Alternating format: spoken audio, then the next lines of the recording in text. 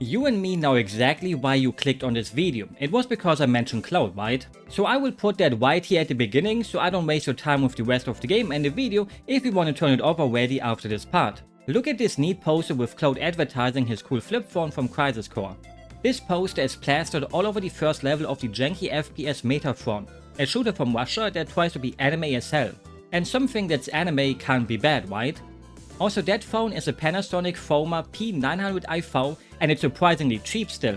Remember when everyone had a Motorola Razr? I miss those times. I did not have one, so I wasn't one of the cool kids. Cloud isn't the only copyrighted character that shows up though, so you gotta keep watching if you wanna see the next one. Sometimes my fingers just itch for a shooter, and what's the point of playing good ones that everyone knows if you got a whole underground full of obscure games that could be your next favorite? You just get thrown right into the game, no intro video to show some of the story, nothing, just poor gameplay. That's a great sign already, right? Except that this game is basically unplayable if you don't got a numpad, because you need it for hacking and you have to hack a lot. I like Hackfleisch, but hacking in games is always a coin throw if it's fun or not, and here it's okay. You have to approach something to hack with enter on your numpad and then type the glowing number into it, that's all. And no, there is no option for using the normal number keys, you have to use the numpad number keys. If you don't got a numpad and you somehow still want to play the game after watching the video, then you should check out this workaround by this person on the Steam forum. You are a hacker boy called Ethan, the typical anime spiky hair guy who could be called a hacker man, but he's still a hacker boy because he's like a shonen manga anime protagonist who's like young and spiky hair, so he's a hacker boy instead of a hacker man because he's probably even underage, who for some reason hacked himself into the database of one of the biggest companies in the city or even the world, who are doing evil things, just like me. You never know who is good or evil in this world. One thing that will already tell you about the quality of the game is that this gun at the start becomes useless because you will never ever find ammo for it anymore. Never again. Once it reaches 0, it might as well not exist. No enemy dropped it, and even searching through the levels I couldn't find anything for this pistol. It already paints a picture that will turn into something grotesque eventually. Take a look at the crosshair. There is no way to make it smaller or even bigger if you want to. Don't ask me why anyone would want it to be even bigger, but sometimes people are greedy. Why settle for a small baguette when you can have a longer one, so you can put even more things on it? Or test your gag reflex if you want to take a big bite. This makes me sound like a fatty, but I'm not one. It makes it almost impossible to aim at the heads, at least with the early weapons. The recoil is also really big. Not to say it always sucks because it requires a certain skill in most games like Counter-Strike, but here it just feels you have to be lucky to hit anything if you try to shoot more than 2 or 3 bullets before waiting a bit to shoot again. Or do the classic duck shooting, where you duck down and it works better than standing around. I don't actually know if it really betters it, but maybe it was just placebo. Isn't that what counts though? If it feels like it works kinda. Saying so many bad things is mean though, so I have to say something nice or else I will feel like I am a bully. I like the aesthetic of the city here, the photoistics, the real look that makes you feel a bit depressed but also kinda makes you wanna live in it. I would rather live in a big city that's clean where I get arrested for dropping my trash on the floor than a big city that's ugly and full of trash. Just follow the rules and you have nothing to be afraid of. Please don't send me to North Korea, please. And another nice thing I can say is that you can hack robots. I hope JC shows up next. You have to use your laser gun that does not work on normal enemies. I died like twice in the beginning because I tried to use it on them and it did nothing.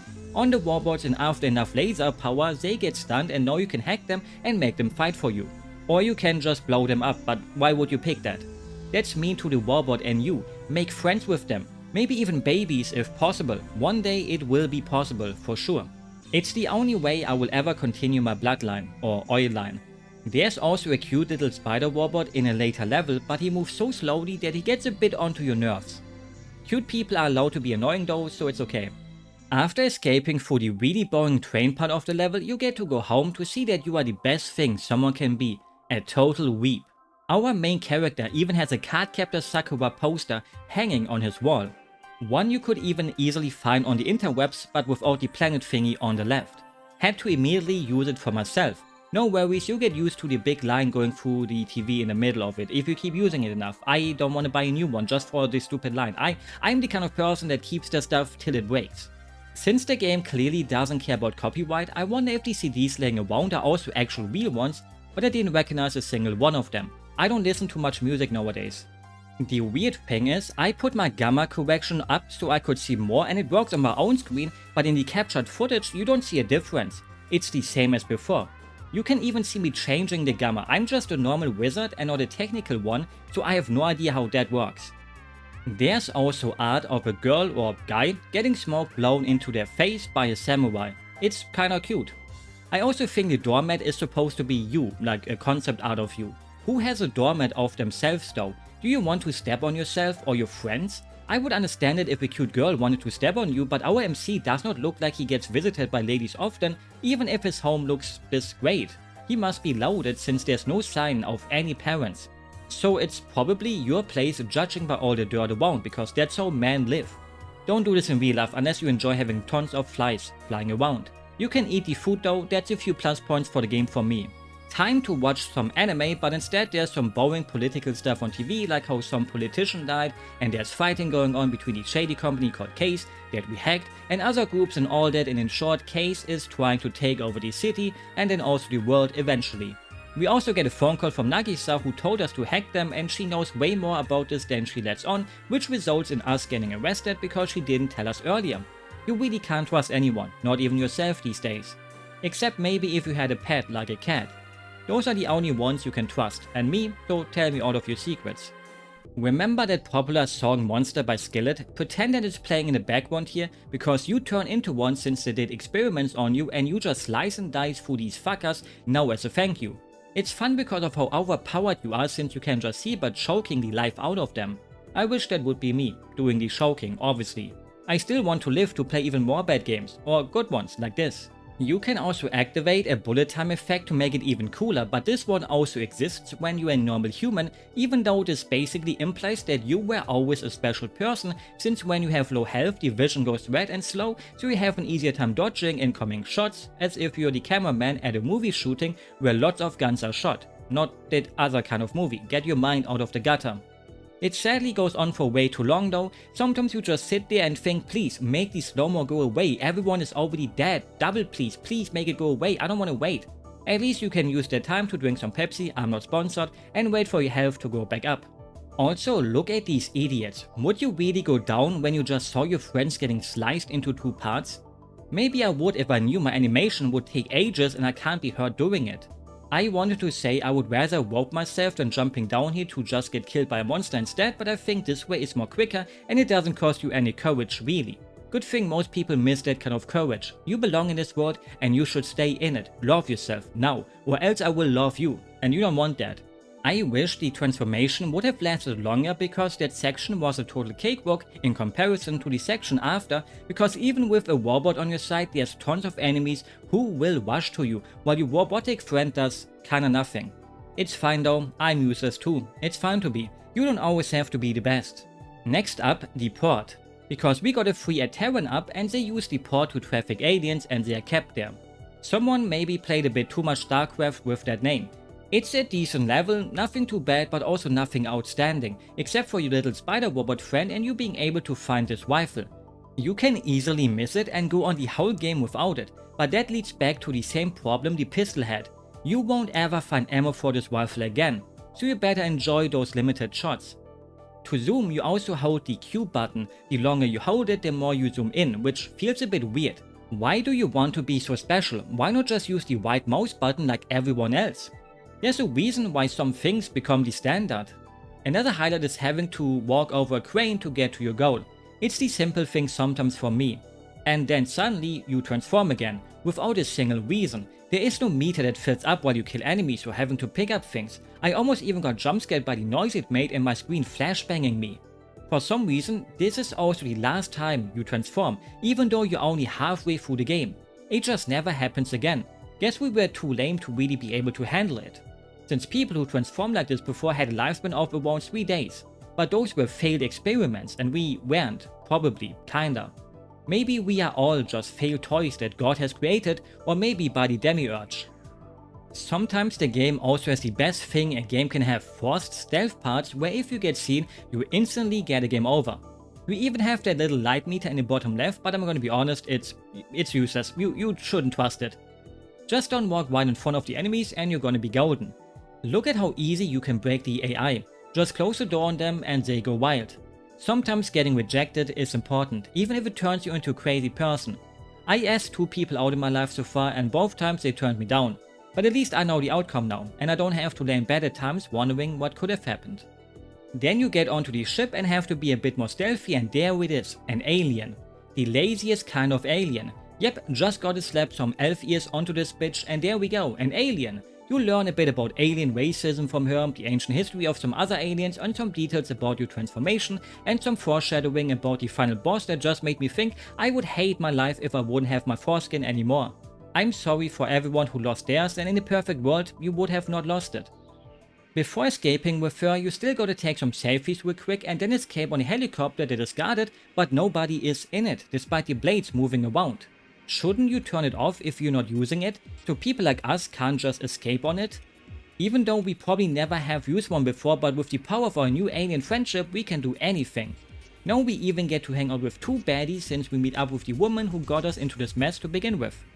Sometimes games have design decisions that make you wonder how someone on the team thought, yep, let's do it this way, but in a way that you respect it. To open up the way for our 2 ladies, we have to go around the pier since enemies spawned and then also go through the tunnel and fine. You don't want to get them into trouble, and that's not even the point I meant. But then when you want to go downstairs to open a door for them, you need a train ticket to pass through here.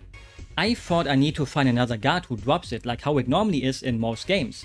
Maybe there's another way through the vent who will become important soon too. No, I went around for a minute or 2 before I realized you just buy a ticket, that's it. We are getting followed by a whole army of a corrupt company who tries to kill us, but we are still nice enough to wait for our ticket to get printed so we can pass instead of just jumping over. It's often said you can see the downfall of society by how many people drive the bus or train without a ticket or don't bring their shopping cart back, and I guess our main hero passes those tests with flying colors.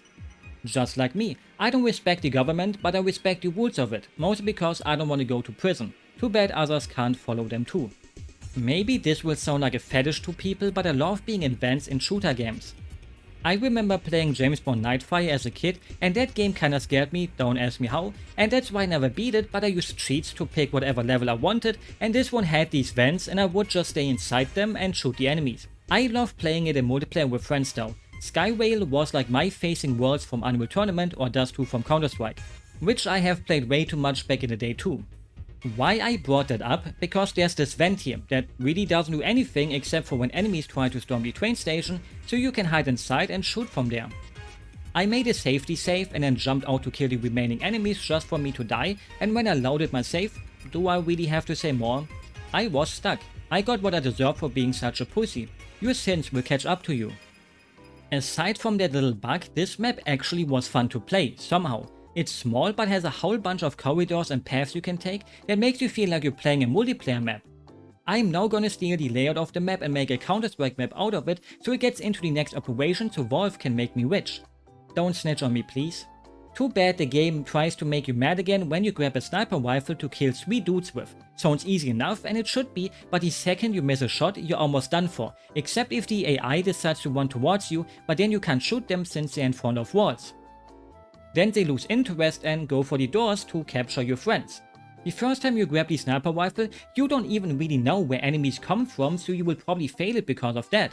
Maybe this was a rare skill issue, but you can imagine how shooting this feels, while you also have to zoom in with Q. I guess I'm just too old nowadays and just suck.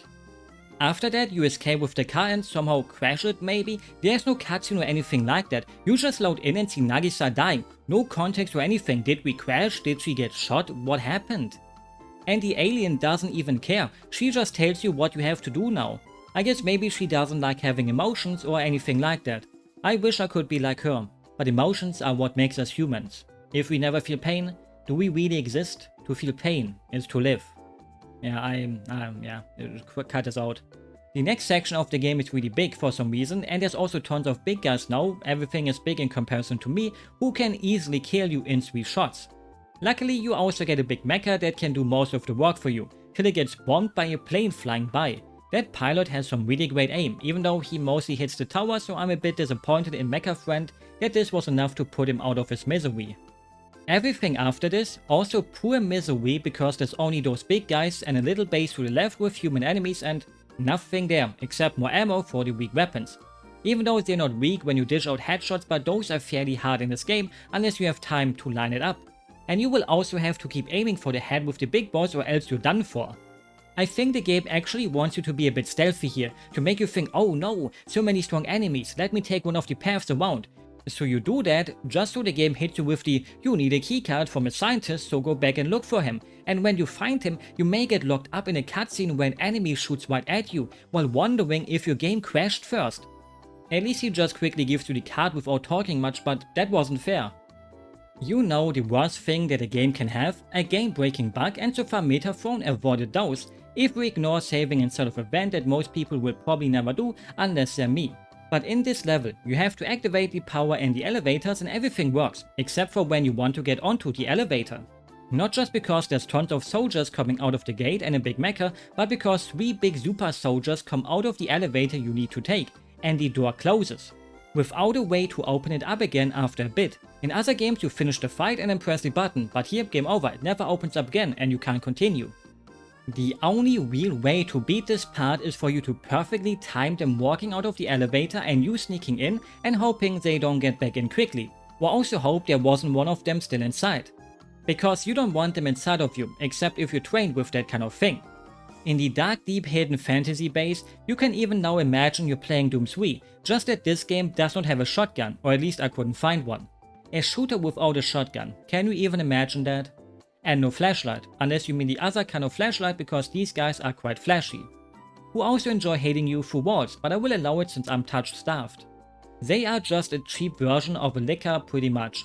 Somehow they remind me of the Green Goblin from Spider-Man but in not green. When I was young I often looked for supernatural things on the interwebs and found a picture of a Green Goblin on the ceiling of a cave once, and it scared me hardcore. I had nightmares for months from it. I would normally go look for it again, but I can't get over my childhood trauma like that. Or maybe I would also give you some trauma from seeing it. A few years later, I found the picture again though, this time with people standing around it because it apparently was a prop for a theme park somewhere. I wish I could have shown that to young me faster so I didn't have to sleep in wet beds, because I sweat too much from the nightmares. Nowadays I love goblins though. It's time for another section of how to not make a game, this time another masterclass of how to make a cutscene work. You make enemies appear, that's fine and all. I love shooting things despite not even being American, but where's the fun of shooting things that attack you before you can attack them? The cutscene goes on for like 1 second too long so the enemies actually move towards you and you can move while it plays out, just getting sucker punched by these freaks, and for the first time ever, everyone's favorite gamer could say, there really was nothing he could have done. I died a couple of times before I tried jumping around and it worked. So for any developer that doesn't want their game to be broken like this, always make sure to make a big trigger point instead of a tiny one that only activates itself on the stairs. And to every speedrunner out there who wants to speedrun this game, you don't have to credit me for this cutscene skip that saves a whole maybe 10 seconds, maybe a little bit less. It's fine if you take it and make it your own, so one day you can be in a summoning sword video. At this point, even the game itself basically said fuck stealth and just go through the alarm stuff without giving you an instant game over, but you have to defeat these big guys if you do. Or could just run away, but I'm not a coward. And then the thing happened that we all dread. You want to save after taking out 3 big guys, but instead of saving you load. I remember back in the day playing Gothic and quick saving myself falling down a cliff instead of loading and had to load a save that was like 2 hours ago. This whole base section was just a bunch of corridors with tons of enemies and all that, so I will spare you all of it except for this scene where the villain looks at you through the window here. They really thought they created the next G-Man. At least the G-Man keeps himself short, unlike Edwards. And what does anime need to be truly anime? A monologue between the hero and the villain, and we got that here too. Just look at this text, the meaning of our lives is in the struggle. You could easily take any JRPG, yes, that includes Expedition 33-2, and put this line into the end dialogue of the main character in those games, and it would not be out of place. It's so cheesy that it actually made me happy. Same with them just name dropping the title of the game, and I still have no idea what the hell it even really means, except that it was something important for his people, since he was an alien dude all along but disguised as a human and needed power to bring his people back to power since humans took Earth for themselves. Something like that, who even cares really? For many people, Zen was the worst part of Half-Life 1 despite being fairly short because Metaphone shows you that it could be worse. You go back up the elevator you came from and suddenly the game looks like as if it loaded you into an Unreal Tournament map called Arena, because I guess Earth changed because of the thing he did and now there's an ancient ruin despite there being a completely normal base here before. Sometimes a great final boss can totally save a game, and maybe this is one of those cases. What do you think? Will it be an amazing set piece that makes you open your mouth as wide as a big garlic baguette that you wish you could eat with just one big bite? Will it be decent like finding $5 on the ground? Or will it be as lame as watching a bad YouTube video and realizing you wasted your time with it, like you might think right now? If you pick that one, then you won. What happened to us becoming a mutant? You would think you are allowed to transform one last time to take down the other big evil alpha mutant from some ancient tribe with your own hands, but no, you just blow up the monoliths and have to go back and forth to pick up these bombs that do not look like bombs at first, so I just randomly walked around till I realized what I had to do. And yes, that's all. You don't even attack the big bad yourself, he just dies because the gate to hell or some shit got sealed shut. It might be one of the worst boss fights I have experienced in a long time. It has backtracking, no music at all, the guy doesn't even attack you and only summons his stupid little friends the whole time whenever you blow up a monolith. And then it just ends, no cutscene, nothing. Straight to the credits. The developers got their phone number in the credits and I was tempted to call them, even though the company seems to be done with. Their games just got dumped onto Steam by a new publisher called Strategy First, and when I checked their Steam page I was like, oh wow, they just really pick random shovelware like Big Mother Truckers, but also an underrated classic like Mashed. I remember renting that for the PS2 ones from the video store. I miss Micro Machines kind of games. I wonder how a Canadian company like that thought, you know what, let's pick up Metathrone and even give it another translation.